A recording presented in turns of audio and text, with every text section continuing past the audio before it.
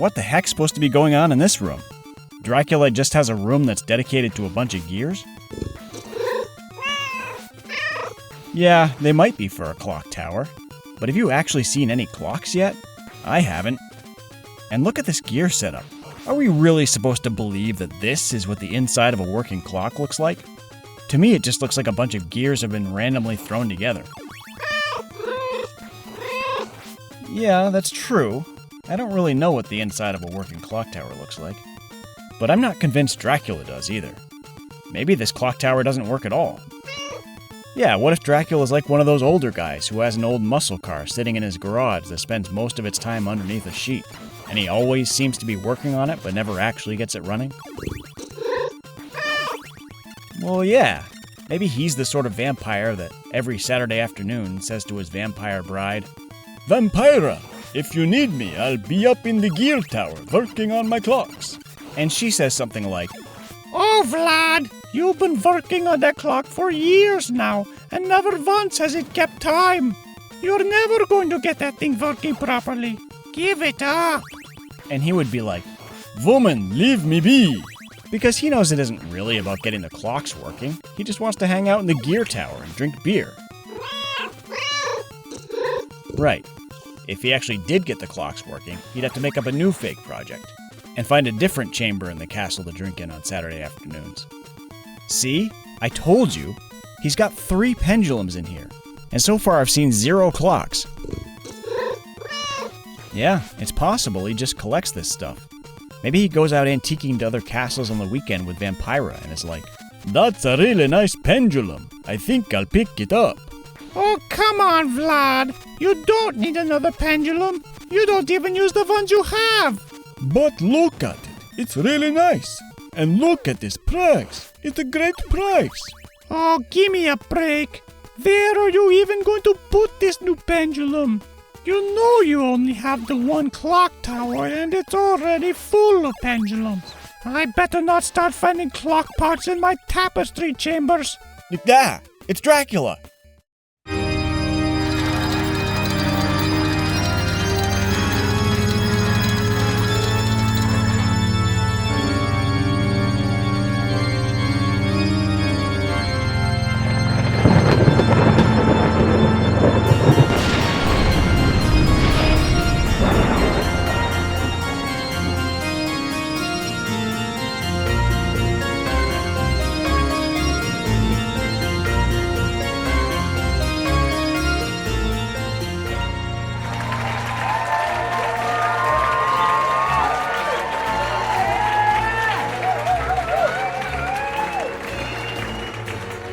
Ahoy, mateys! Welcome in and happy Halloween as we begin another episode of Chonky Boi Show Tell. I'm Gene, your host, and with me as always is the Chonkster himself. Hey, Chonk. So, how you doing? Glad to hear it. Before we get started, though, I would like to give a special thank you to this episode's sponsor, Vanguard, the industry leader in vampire attack prevention. Vampire attacks may be rare, but according to the federal database on vampire statistics, they've been on the rise in recent years. So it's a good idea to make sure you're ready in the unlikely event that you're targeted by a local bloodsucker. Being caught unprepared could mean the end not only for you, but potentially your entire household as well. So why would you want to take that chance? I'm going to assume that like any sensible person, you probably already own a couple disaster prevention items like a fire extinguisher or carbon monoxide detector, but you should also consider making Vanguard's Vampire Attack Prevention Essentials Kit a must-have for your home. Each kit comes with all the basics: crucifix, holy water, and garlic for defense, as well as a sharpened stake and a heavy wooden mallet for vampire staking, and a large one-handed blade for head removal. Yeah, that's right. Remember that even though the garlic that comes with this kit will last a while, it is perishable. Most people go for long periods without experiencing any vampire attacks at all, so it's important to keep your garlic reserves fresh. For this reason, Vanguard offers a monthly garlic subscription service as an add-on to the basic starter pack. If you sign up, you'll be sent fresh garlic every month, and that way you can be sure that your garlic reserves are always at maximum potency. Yep, that's true. If you're in a pinch, you can purchase garlic from your local grocer, and that can work also. I will say that the advantage to the garlic subscription service is that you'll be sent garlic flowers in addition to the bulbs. Having the garlic flowers adds a unique potency as a vampire deterrent, and these are an item you're unlikely to find in your local market. Good question, Chonk. What do you do with the old garlic when the new garlic arrives? Well, that should be obvious. You cook with it, dummy! Make a tasty meal. Yep, that's right. Right. Vampire Preparedness Kit comes with 2 upgraded packages you might want to consider. The first is the Vampire Attack Recovery Pack, which comes with a blood transfusion kit and 2 blood reserve packs, in the event the unthinkable happens and one of these hateful nightbiters drains a loved one, and you need to replenish their life fluid. Yep, that's true. Be sure to store your reserve blood in a refrigerated safe with a padlock and not a regular refrigerator, because vampires will consume your blood reserves if you leave them unsecured. And don't forget to drape garlic over the safe for extra protection. The second upgrade is the Vampire Hunter Plus pack, which comes with all the basics from the starter pack, but also includes a revolver and 6 silver bullets, which can be effective not only against vampires, but against werewolves and other terrestrial shapeshifters, as well as a large variety of other monster types. This upgrade does cost a bit more, of course. As you'd expect, silver bullets don't come cheap, but you really might want to consider this upgrade for the added protection. And if in your travels you discover a vampire crypt or nesting spot, and you don't feel comfortable dispatching the bloodsuckers yourself, not to worry. Not everyone has the stomach for this, I completely understand. What you can do is call Vanguard's Vampire Hunter hotline as soon as possible, as in, immediately upon discovery. They've assembled a network of competent professional vampire hunters, and will send the nearest one available out to your area to assist you. Depending on availability, it can take 24 to 48 hours for a hunter to arrive, so you should seal off any vampire nesting areas to prevent additional attacks in the community in the meantime. For weaker vampires, this can be as simple as placing crucifixes and garlic at any of the crypt entrances and exits. For more powerful vampires, however, this might not be strong enough, and the crypt doors may need to be sealed off with the consecrated host to prevent escape. For this, however, you would need to contact your local priest or bishop for a special dispensation, as Vanguard does not have permission to send holy wafers to the laity. Oh, right, I almost forgot. Last but not least, do not forget to order the vampire testing kit, and be very sure to wait for a positive result before attempting to stake or remove the head from any vampire. I understand how vulnerable you can feel waiting for test results when you're in a damp sepulchre surrounded by snoring undead ghouls, but if you remove the head of a non-vampire, you will be subject to any punishments prescribed by your local authorities. You can't just remove the head of a romantic rival, or someone you share an inheritance claim with, and you can't just stake someone who cut you off in traffic and claim they were a vampire. Trust me, that will not hold up in court. Be sure to wait for a positive test result. I can't stress that enough.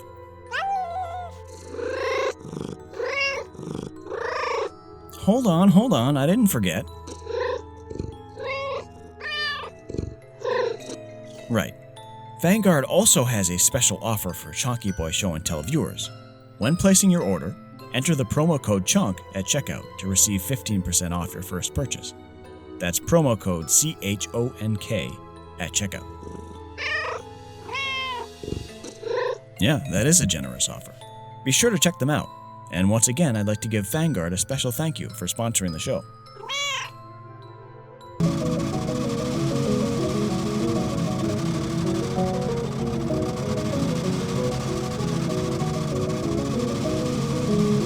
Okay, Chonk, let's get right into it. What do you got there? Ah, a Castlevania game. That's a good choice, Chonk. Which one is this? Okay, Castlevania III, Dracula's Curse. I've always liked this series of games, but the notorious difficulty, especially in the early ones, has kept me from really finishing most of these. I hope you've been practicing. This game's pretty hard. You have, huh? Well, we'll see. To everyone watching who doesn't know, Castlevania is a series of games produced by Konami that goes all the way back to the 80s. When this series was first conceived, the germ of an idea was to create a game that was more cinematic than anything that had come before it. Of course, we now live in an age where cinematic games are commonplace, but at the time it was very innovative.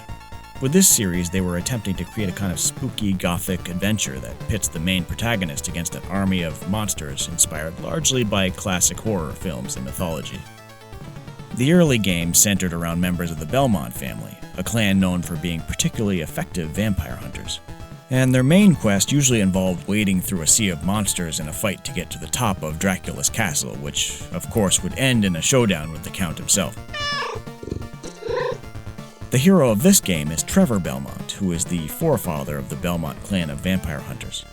This game in particular is the third to appear on the original Nintendo Entertainment System, and is thought by some to be the best of the ones on that console.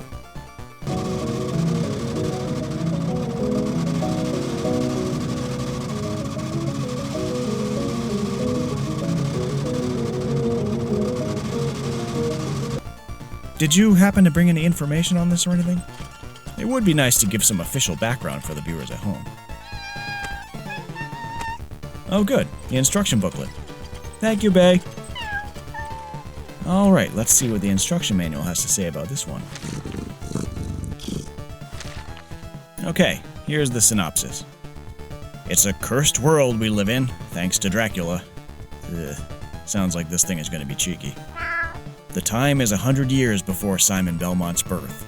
The moon burns red overhead and black clouds loom large on the horizon. All is still and quiet.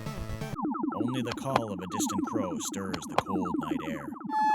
Suddenly, thunder roars out of the morbid mountains and into the village of Warakia. Like the yell of an angry giant, the terrible sound shakes homes and shops as if they were sapling branches. But no one blinks an eye. The village is dead calm. All the people have fled after receiving warnings from the great beyond that Count Dracula has assembled an army of evil, and they're poised to march up from the Valley of Graveyards to bury mankind in a tomb of terror. Terrifying. Unfortunately, there's no corner of the earth that won't be gobbled up by this bloodthirsty legion of swamp dragons, slasher skeletons, and forces of the undead. The last line of defense is you, Trevor Belmont, forefather of Simon Belmont, and the origin of the Belmont Warlord chromosomes. Warlord chromosomes? That sounds awesome. Where do you even get some of those? Anyway. But your chances are slimmer than Jim. Ugh, bad joke. In fact, the only real edge you have over this fang-sharpened freak is your power to transform into 3 different partner spirits. You know, I think that's enough of that. How much game description do you really need for this? You're just destroying all the monsters in your path on the way to vanquish Count Dracula. I don't think you need any more backstory than that. You know what? Let's cut right to the gameplay and see how Chonk does. See you soon.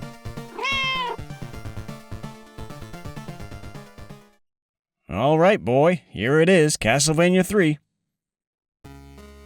Okay, time to enter your name.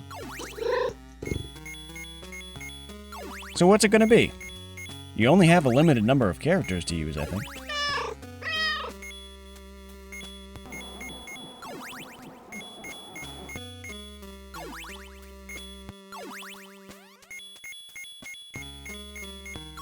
Ah, there you go, Chonky Boi! Time to kill some vampires, let's go! What's he doing there? Ah, right. It's a good idea to ask for divine aid before wading into a sea of the undead.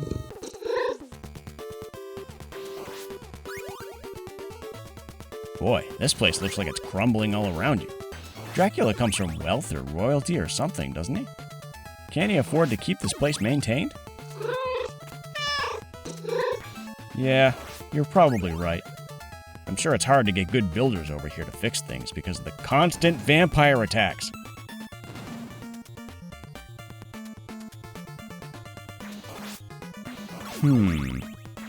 He's certainly filled his castle up with dead things, at least.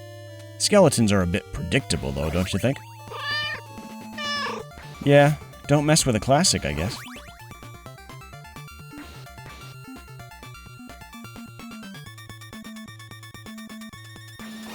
Wow, this is a surprise. The chapel's in really nice shape.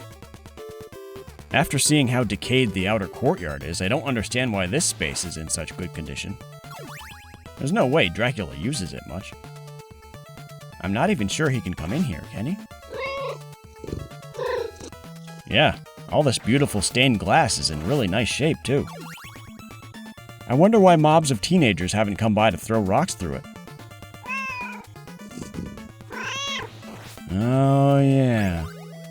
There probably aren't any teenagers left in this town, on account of the constant vampire attacks.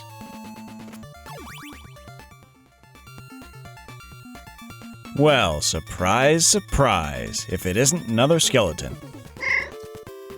Wait a minute. So, is Dracula making these things fight you using their own bones as weapons? He has a small fortune, though, doesn't he? I mean, he owns a castle.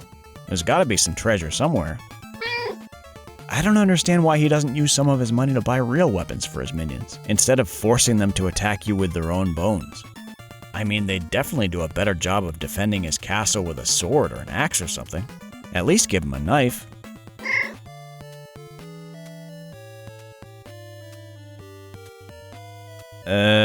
What you doing there, Chonk? I'm not 100% sure. I think the body has maybe 200-something bones total. Does that sound right? I mean, I don't know the exact number off the top of my head. Why do you ask? I don't think waiting for him to run out of bones is going to be a winning strategy here, Chonk.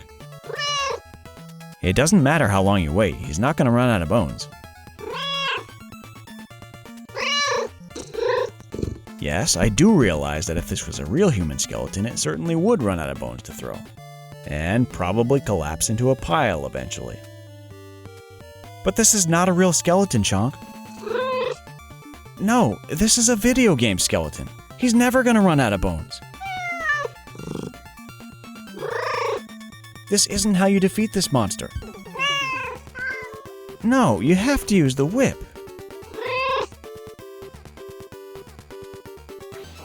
Ah, thank you. Okay, let's move on, please.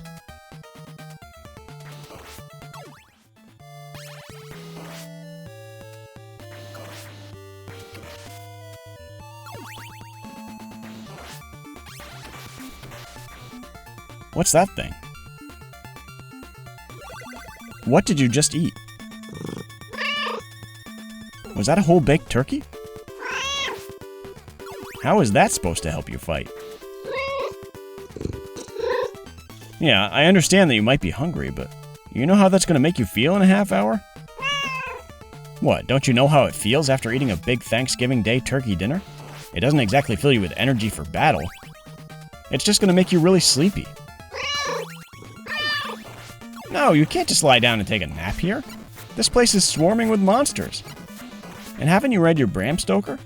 You're not supposed to fall asleep in random rooms in Dracula's castle.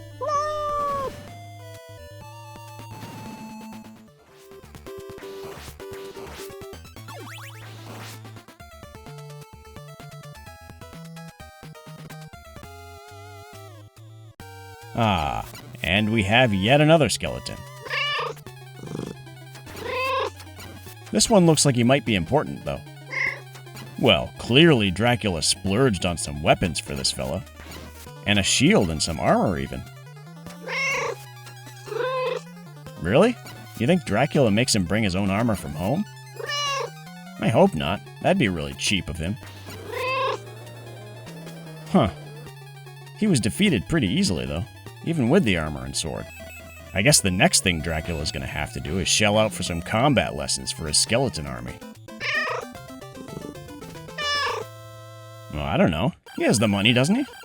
Maybe he could just count it as a tax write-off, like a business expense or something. Wait, did you just eat another whole turkey?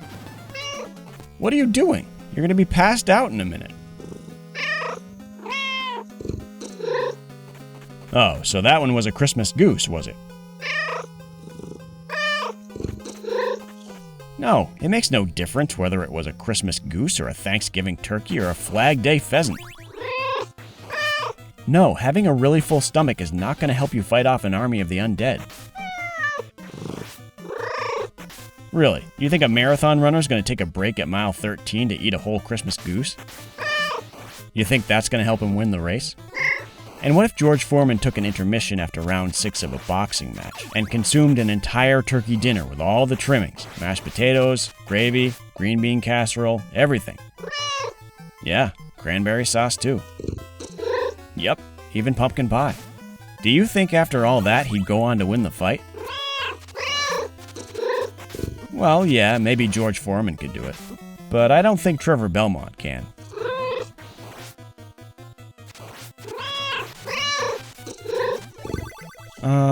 No, I don't smell anything. What do you mean? No, I highly doubt that's raw sewage you're smelling. Really? Is that what you think those monsters are? Raw sewage monsters? Why would that be what they are? This is Castlevania, not Mon's turd. Why would Dracula even need a sewage treatment facility anyway? Vampires don't eat solid food, at least as far as I know. They just drink blood. Why would they be making solid waste? Do vampires even need to void their bowels? Yeah, I suppose Dracula might have human guests over from time to time. But I assume they're only there long enough to be devoured, right? I don't think their stay in the castle is going to be long enough for them to need to make number 2. Ah, I get it. So, Dracula has his human guests over, serves them a sumptuous banquet, and later on, they void themselves using the castle plumbing which leads to this sewer system. Then, Dracula consumes his guests, leaving them dried out husks, and, as a vampire, he voids the souls of his victims into this same castle sewer system. Then, the evil power that emanates from the unholy and befouled earth Dracula's castle is built on combines the solid waste of his guests with the eliminated souls of those same guests to create the sewage monsters you see here. Nah, you're right. That makes no sense. These are obviously just common swamp monsters.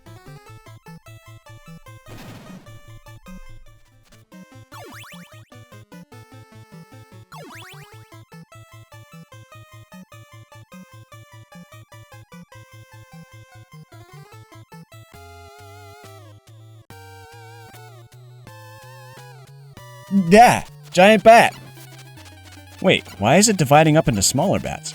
Is this how new bats are born? Like a sort of asexual reproduction? Yeah, I believe it's called fragmentation. It's when a multicellular parent organism breaks into pieces, or fragments, and each of the pieces develops into its own independent organism. It's like a starfish, I think. I didn't know bats could reproduce that way, though. The lesson here is, when you strike a bat and break it into 2 pieces, the 2 pieces then develop into 2 fully formed smaller bats. And if you break the smaller bats into pieces, they keep forming into smaller and smaller bats. Exactly. And if you break them down small enough, eventually they'll form a cloud of mosquitoes. I know, that's science for you. Weird, huh?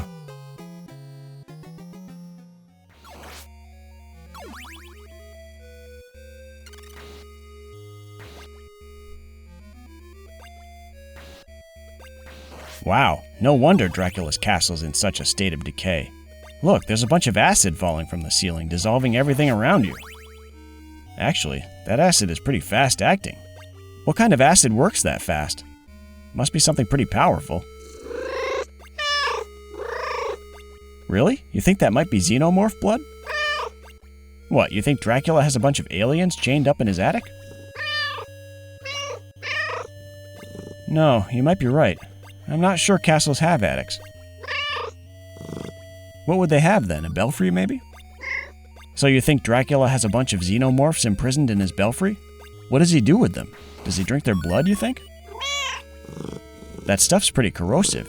You think vampires can handle blood that strong? Yeah, maybe. You think vampires with a taste for xenomorph blood are like people who like really spicy chicken wings? So, alien blood would be kind of like hot sauce to a vampire. You might be onto something. If that's true, maybe Dracula doesn't even like human blood anymore. Yeah, maybe he finds it too bland now. If that's the case, maybe hunting him down's a bad idea after all. He could be ridding us of our alien problem. Well, no, I don't know that for sure, but it seems like a possibility, don't you think?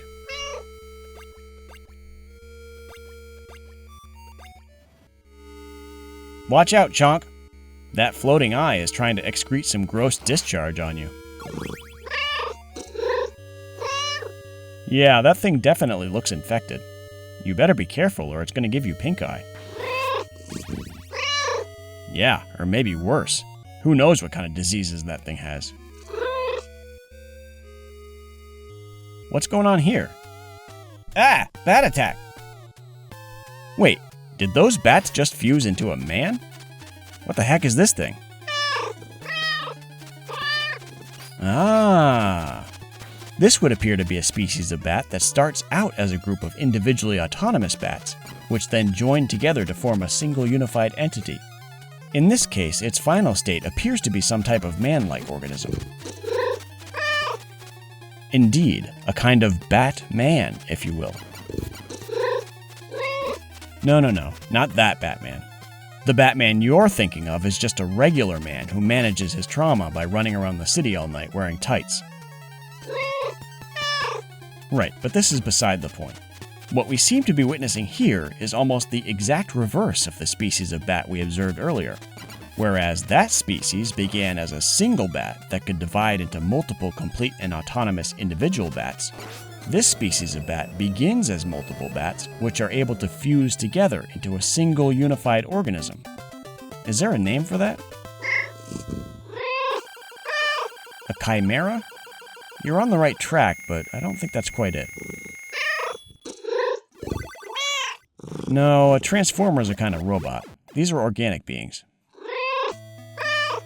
Oh yeah, a vampire bat. I guess that's what that is. I always thought a vampire bat was something else, but obviously I was wrong. Biologically, a vampire bat is a species of bat that can assemble into groups and fuse together to form a whole and complete vampire. That's incredible. What's going on here? No, Chonk, don't team up with a vampire. No, you can't trust vampires. Ugh.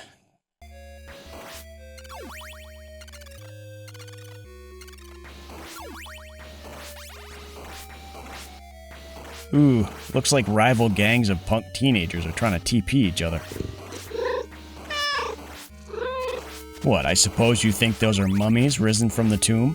And I suppose you think they're throwing their bandages at each other or something. You think that's more likely? No. What is happening here is, we've clearly wandered into that sub-circle of hell that is filled with people who, when they were alive... Right, like in Dante. Anyway, we seem to have walked into that little sub-circle of hell populated with the habitual TPers, who are guilty of completely covering their neighbors' houses and trees with toilet paper on cabbage night. Right.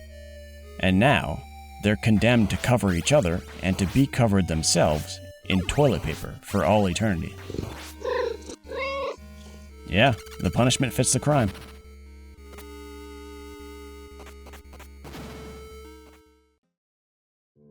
Welcome back, everyone.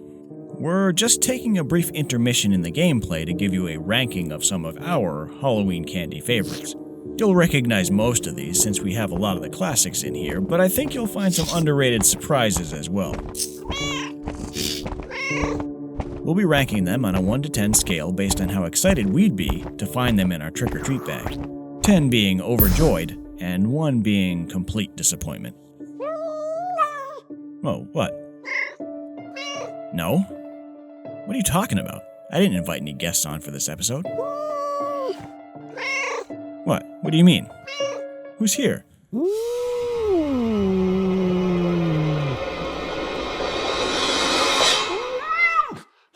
Ah! Hey, what have you done?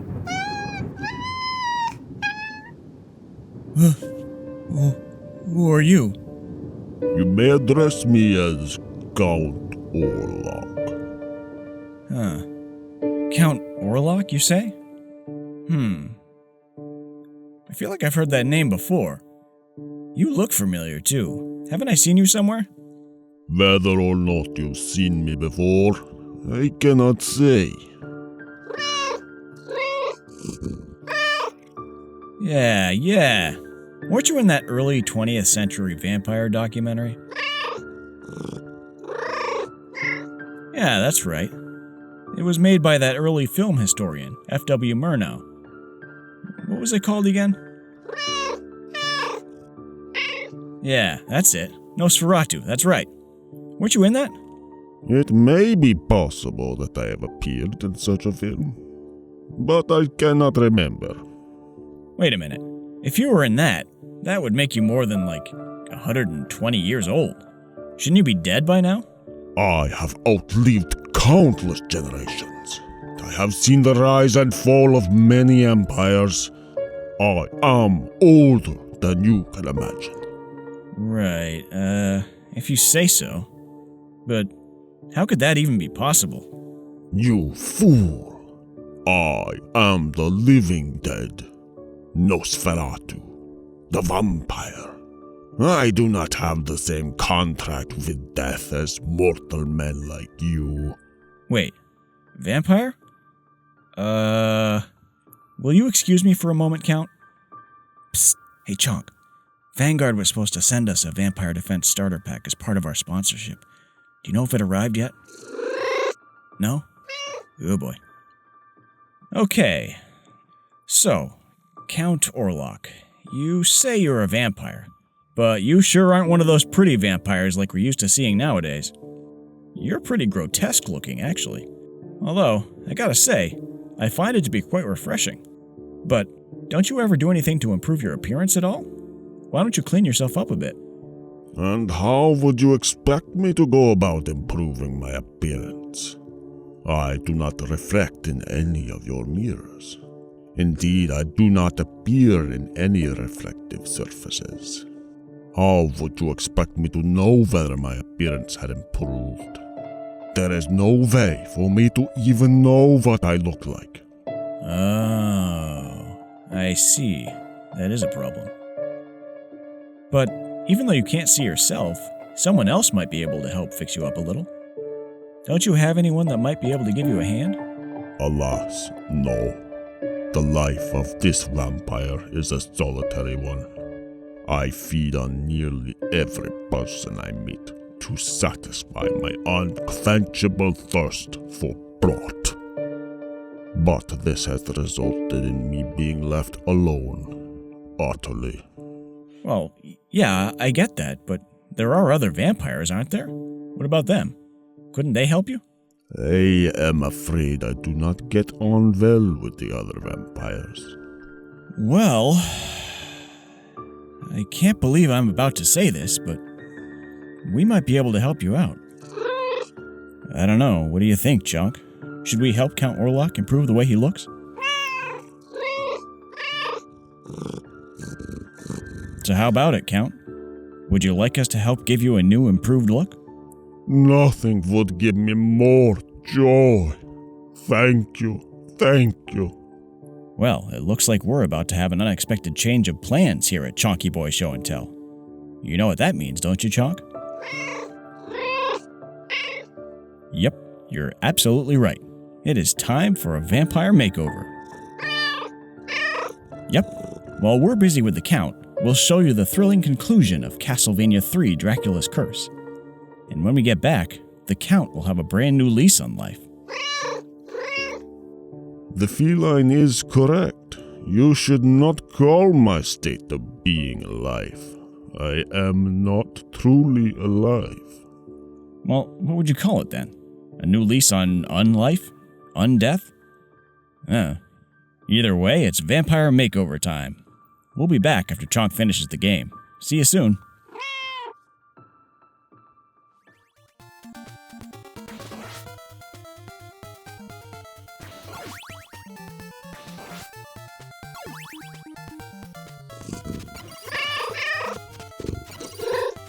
No, I don't think there is a body behind that dragon neck. I think these guys are just a head and neck mounted to a wall. They're sort of like a taxidermied animal that you'd mount to a plaque and hang above a fireplace. No, that's true. Normal taxidermied animals don't attack you and move around. These ones must have some animatronic enhancements that allow the head to move around. No, I don't know what they do when you're not here. Maybe it does nothing when there are no Belmonts around. Or maybe it has a motion sensor like a Billy Bass, and when it senses you coming, it starts moving around and barfing fireballs at you. Actually, I wonder why taxidermists don't put more animatronics in their work, to make their animals more like a Billy Bass. That way, when you walk into your trophy room, the deer you shot last fall could turn towards you and start singing. Wouldn't that be great? And when a beloved pet passes away, you could have it taxidermied so you can enjoy it forever. And for some additional money, you could make it animatronic. Then, whenever you entered a room, your deceased pet would turn and sing one of your favorite songs to you. What are you talking about? That's not creepy, that's comforting. Well, I don't know yet what songs we would use. We might not be able to afford to license really famous songs, at least not at first. So we might have to license some less well-known songs.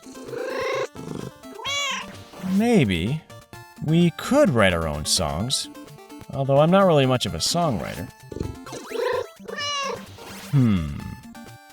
Or else, maybe we could include a feature that allows people to record their own songs into the taxidermied pet, which would then play back out of the mouth speaker.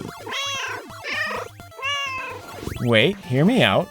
Let's say your grandmother's beloved border collie just had to be put down, and her husband had passed away a few years prior, so this dog was her only companionship in the world. Yeah, you can imagine how sad she'd be, right? Anyway, after Collie is buried, you sneak out to the burial site and exhume the dog before it starts to decay, and then take it to one of our specialty taxidermists to have it taxidermied and animatronic. I don't know. Is there a different verb for to add animatronic enhancements to? Anyway, after that, you get all of Grandmother's grandchildren together and have them record one of Grandma's favorite songs and install it into the animatronic dog's sound system. Right. Then, in the middle of the night, you put the newly taxidermied animatronic dog in Grandma's hallway. Then, when she gets up to use the bathroom, she trips the motion sensor which begins the performance. And now she hears the sound of her grandchildren singing coming out of the speaker in the dog's mouth, and sees the dog's body swaying side to side to the music. I know, talk about a Christmas miracle. The eyes? I'm not sure. I think the eyes should probably be glowing red. Don't you think? Too much? Yeah, maybe. We can workshop it a bit. I think we have a winner here, though.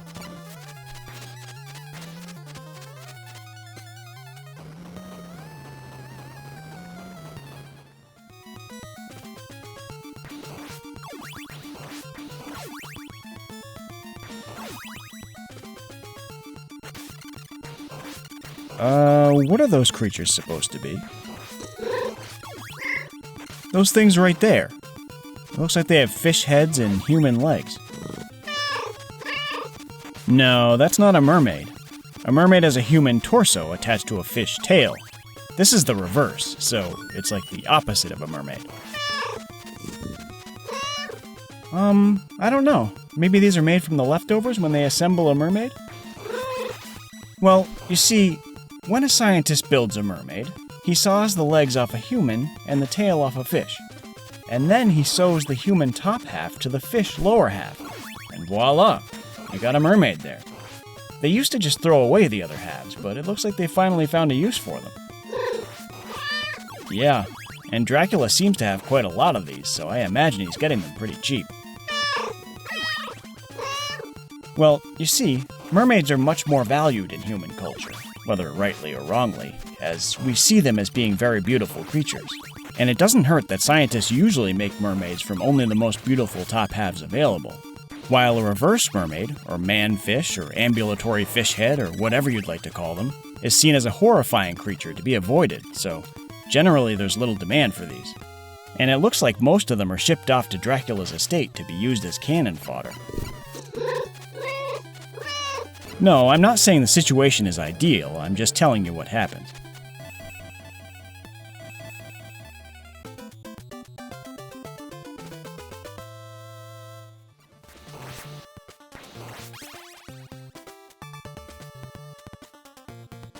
Well, looks like we have some headless skeletons here. I never know why headless monsters insist on carrying their head around in one of their hands. Well, see, he's holding his sword in one hand, and he's holding his head in the other hand.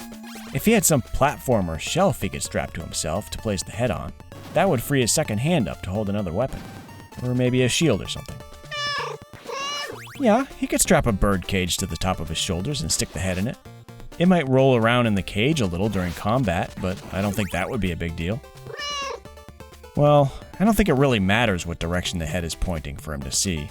I mean, it's not like he has any eyeballs, it's just a skull. Well, it wouldn't have to be a bird cage, it could be something else. I'm just saying it would be a good idea for him to have a way to free up his second hand, that's all.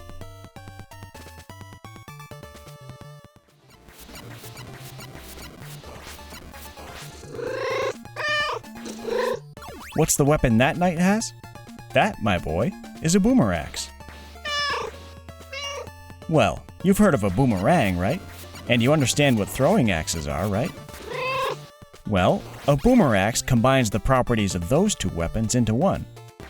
Basically, it's a battle axe that returns to you when you throw it. I know that sounds dangerous. And you're right, it is dangerous. A boomerang can be very dangerous to master. It requires a great deal of skill to throw a boomerang and be able to catch the handle part when it comes back to you. The real challenge is staying alive long enough to reach an advanced enough skill level so that you can actually catch the handle. Because if you throw a boomerang and it comes back to you and you don't catch the handle, you die. Right. If you catch the blade, you can cut your hand clean off.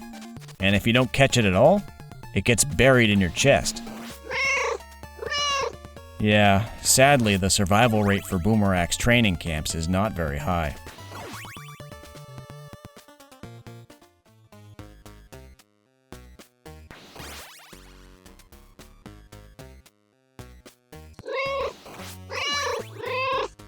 What are those, you ask?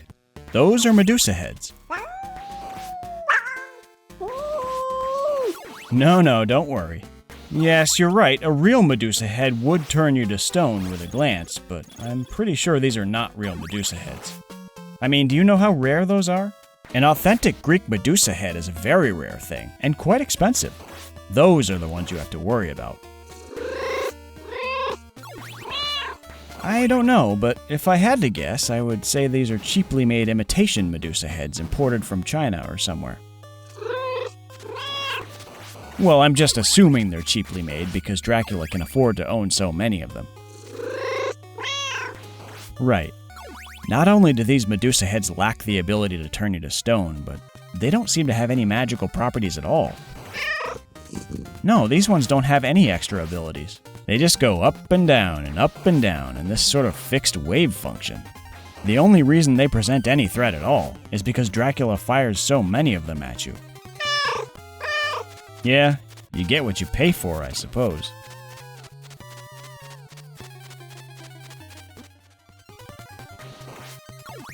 There sure are a lot of skeletons in this place. Almost too many, really.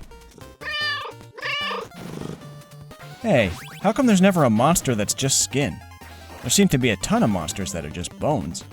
Why isn't there a demonically animated epidermis flopping around somewhere, squishing through the castle halls? That's something I haven't seen before. Just oozing around the armory or hanging from the walls like a tapestry, looking at you with its sad, droopy, melted face. Do you think skeleton parents ever tell skeleton children horror stories about a terrifying boneless skin monster who likes to sneak into skeleton children's rooms in the middle of the night and swallow them up, covering up all of their bones with awful, awful skin? I bet that monster would be terrifying to skeleton children.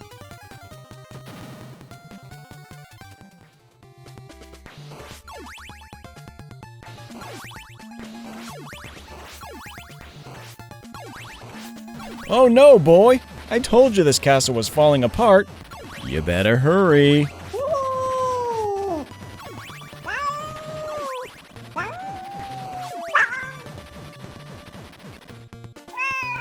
Yeah, let that worthless dagger fall into the abyss. Why is there a pile of skulls on the floor here? Oh, of course. This is the Grim Reaper's room.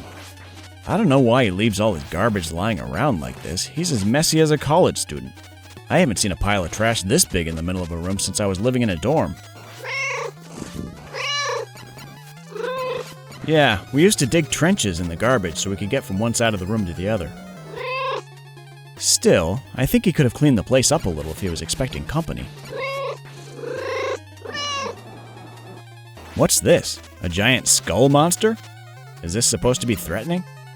I mean, it's big and all, but what's it supposed to do to you? It's got no arms or legs. Oh, I see. Looks like he's just gonna float around in circles and spit toenail clippings at you, apparently.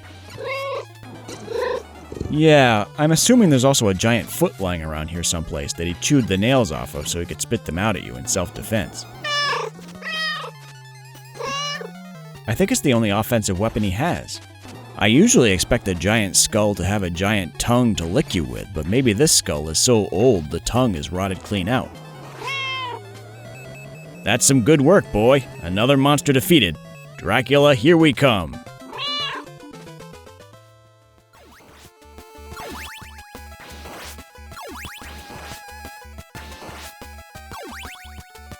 Ah! It's Dracula! And he's on the toilet.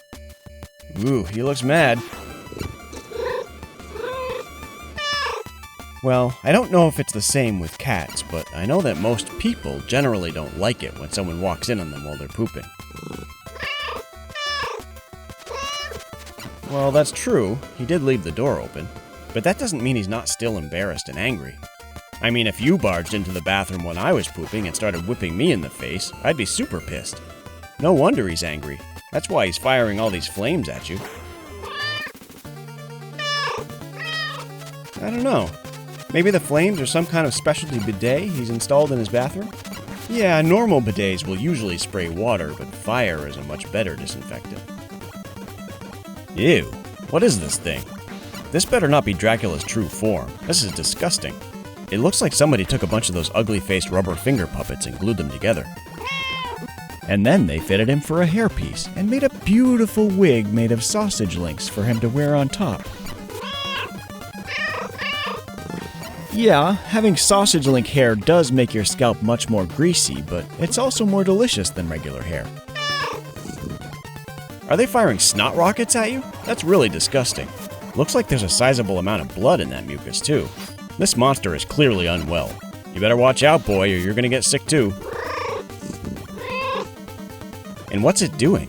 It's just bouncing around the room like some sort of diseased screensaver and sneezing bloody mucus all over the floor. Very gross. Someone's gonna have to come in and shampoo the carpets. Now what? Is this supposed to be some sort of giant gargoyle? Doesn't Dracula know that gargoyles are supposed to stay on the outside of your castle? You're never supposed to let your gargoyles inside. They just wreck the place. Looks like this is another one of those creatures that can shoot lasers out of its eyes. There are a lot of those, aren't there? Most of them are superheroes, I think. But obviously some monsters have eye lasers too. I've never understood how that works, though. Would your eyes just store up the light you see during normal eyeball use like a battery, and then you can reverse the direction when you want your eyes to shoot the light out? Like how some vacuum cleaners have a setting to both suck and blow? So when you're just using your eyeballs for looking, you have them set to suck, which makes them suck all the light in, and the light gets stored somewhere in your brain.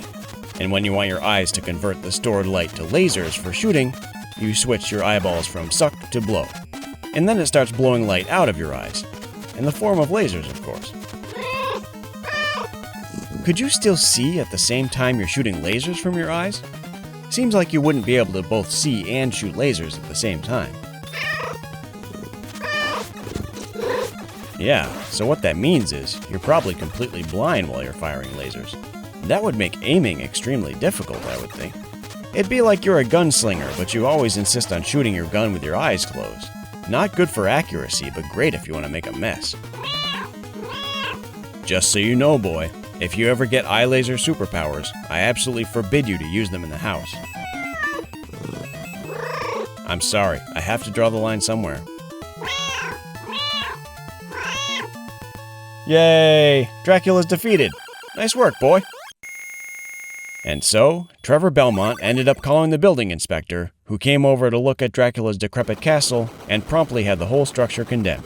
And then, a demolition team arrived and did a controlled demolition, reducing Dracula's entire castle to rubble.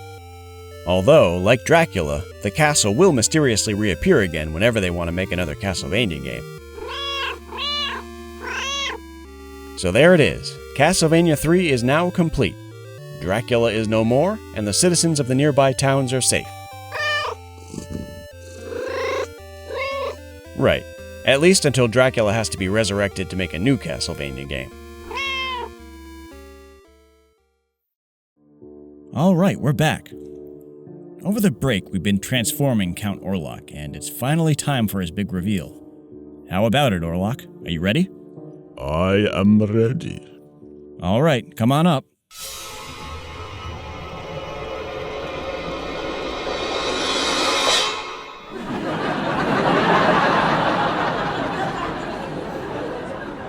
Why do they laugh? Oh, they're just laughing at something Chonk said while you were down there. Isn't that right, Chonk? Anyway, seeing you now after the makeover, I gotta say, this turned out pretty well. Yeah, you look really good. I cannot thank you enough. Do you think perhaps this will make other vampires want to be around me more? Oh, I think you'll be the talk of the vampire community, definitely. And I think you just might have an easier time attracting unsuspecting prey as well. You really think so? Oh, definitely.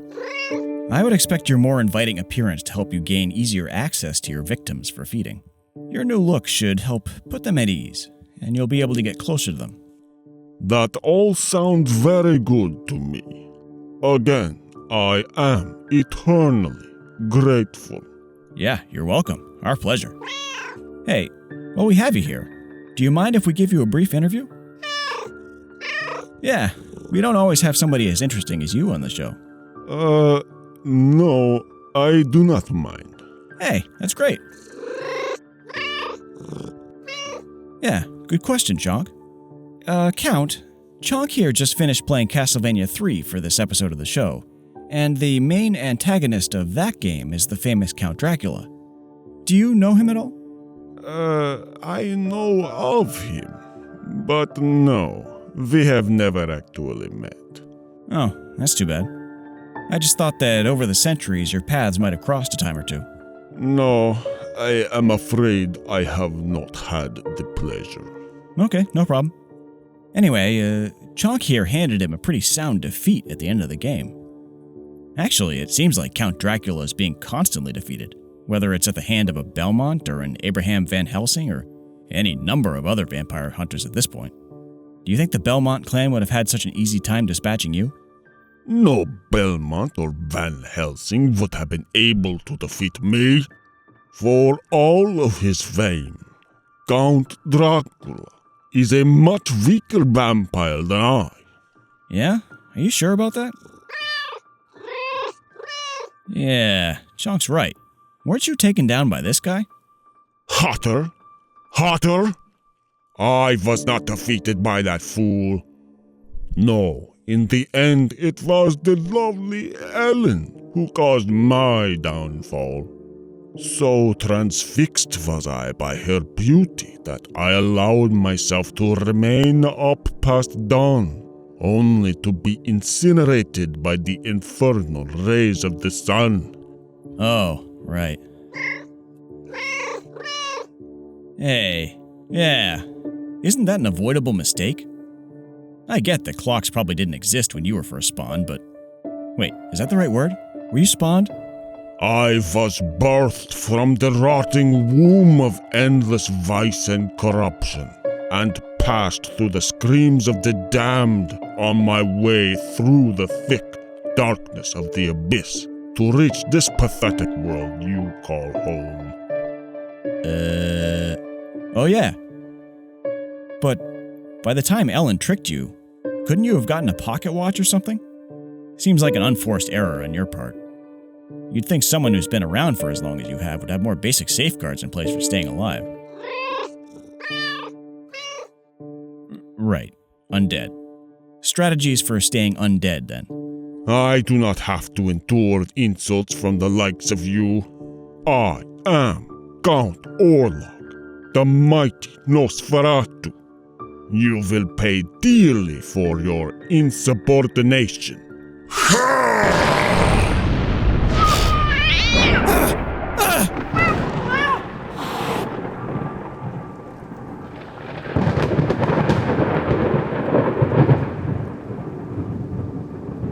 Is he gone?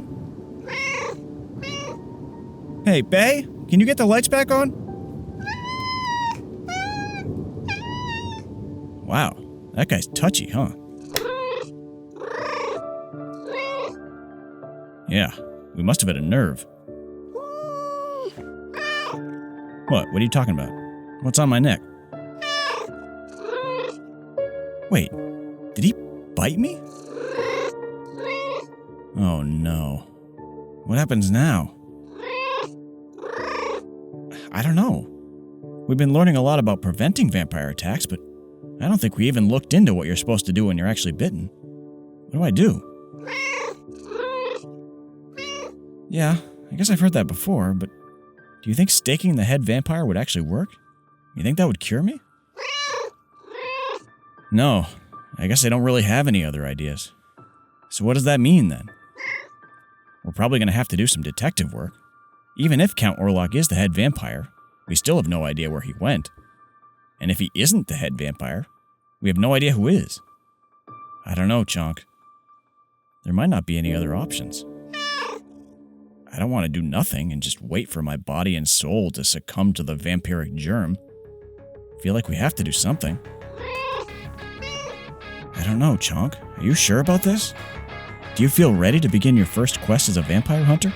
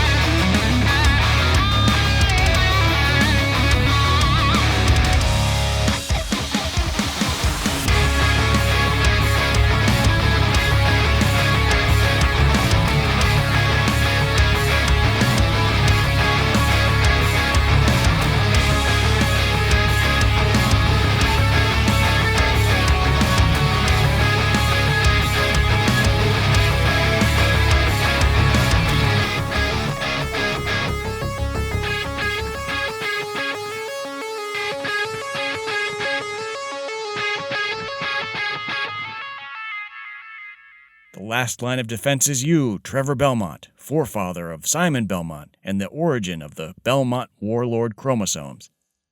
Warlord chromosomes? That sounds awesome.